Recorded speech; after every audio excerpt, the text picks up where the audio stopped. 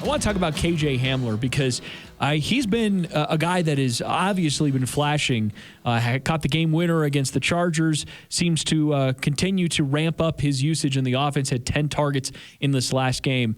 I thought he had a couple of really cool answers in his press conference. And this first one is being asked, like, what it takes to succeed in the NFL. Like, if you know what it takes to succeed in the NFL, I thought this was kind of a cool answer. It's for sure different in college because, you know, you can blow a team out in college, you know, but when it comes to NFL, it's always a fight. So it's from first to the fourth quarter, always. And that hasn't failed yet. So it's every game, you know. So just I think that's like probably the biggest difference. Instead of just, you know, being 40-7, you know, it's always a close game, like you're down by a point or you're down by 3, you know, so stuff like that. So it's always going to be games when, you know, now that I'm learning. So, but that's the beauty of it. You know, you got to let us game and you got to be a competitive player. I dig that answer on a couple of levels, but the first one is just the acknowledgement of sometimes in college, especially when you play with a good team, you run it up. And you start out the season, especially in college, and you're playing teams that are not to the similar level talent. Right. When you get to the pros, they're all to a similar level of talent. Right. There are no gimme games. There's no such thing. Even the Jets were a team that hasn't won a game yet. I don't think anybody's overlooked. I mean, they almost beat the Patriots the other night. Well, and that's the thing. Mike Tomlin had a great quote today when he said, you know, they're going to play Jacksonville or whatever, and he's, you know, it's just like, there's no gimme games in the NFL. Those guys are coming out and they're going to try to kick our butt. You know, I mean, and that's a great quote from the coach. They may not have been good, but anybody in the NFL can win on any given day, unless you're the Jets, in which you can't. but ultimately, the point there is you're going to be in every game. This team is going to be in every game. And so I think there's just a mentality there that is important to keep in mind, whether you're a rookie or a vet or doesn't really matter, is that we're going to be in every single game. So there's never really a reason to be worried or freaked out about whatever deficit you're in, because you sort of expect at some points we're going to have a lead, at some points we're going to have a deficit.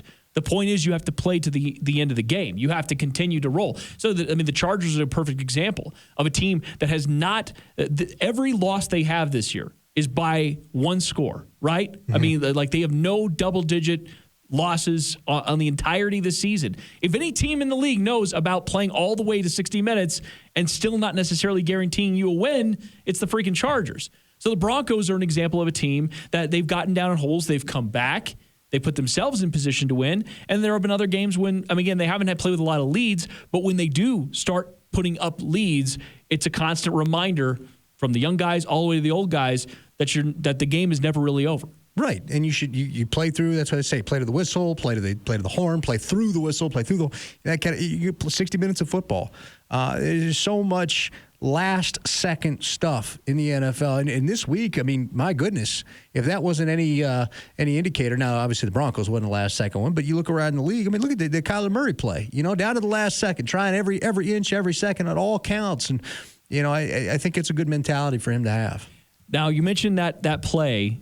One of the best contested catches of the season, right, from DeAndre Hopkins. Oh, Nuke is an animal, man. That's ridiculous. Three guys there, and one of them is Tre'Davious White, by the way. 3 guys around you, and you come down with it. That's just great. Incredible. But KJ Hamler was asked about that. And you talk about like guys like KJ Hamler, maybe even Jerry Jeudy to a certain extent. They're not used to contested catches so much. They're used to using their speed and their athleticism to get away from defenders, catch the ball in stride, and try to do something with after the fact. But he was asked about that, and he gave a very interesting comp of a guy he's been studying that he kind of wants to emulate. So here's his answer. That's one thing I'm learning about the league as well. You know, it's more contested catches.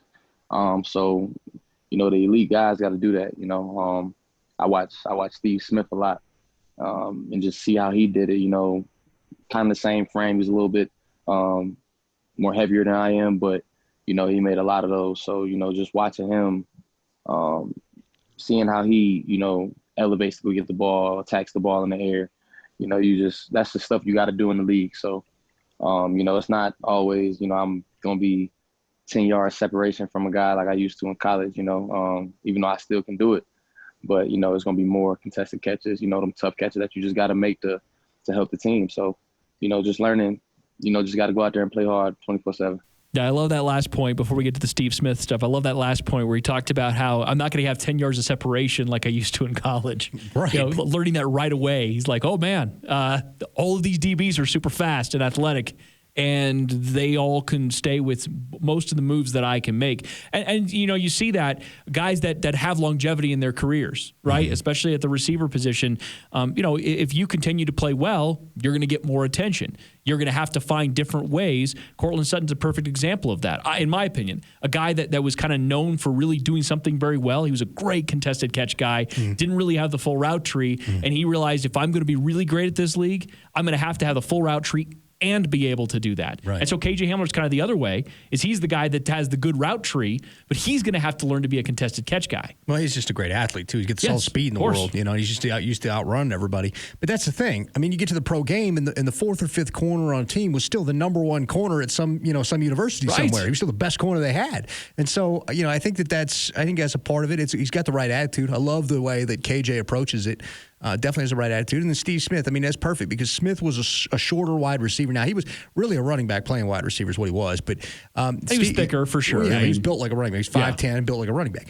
But he was – the thing about Smith was that he learned how to become that guy and do all the things that even his size and whatever else told him you shouldn't have been able to do. How to elevate, high point the football, go ahead, attack the ball. And that's a mentality that receivers have got to have in the modern NFL. You got to go out there and attack the football. Don't wait for it to get to you because the DB's not going to wait for it to get to you. So, go out there and attack the football, and I think that's a right attitude for him to have.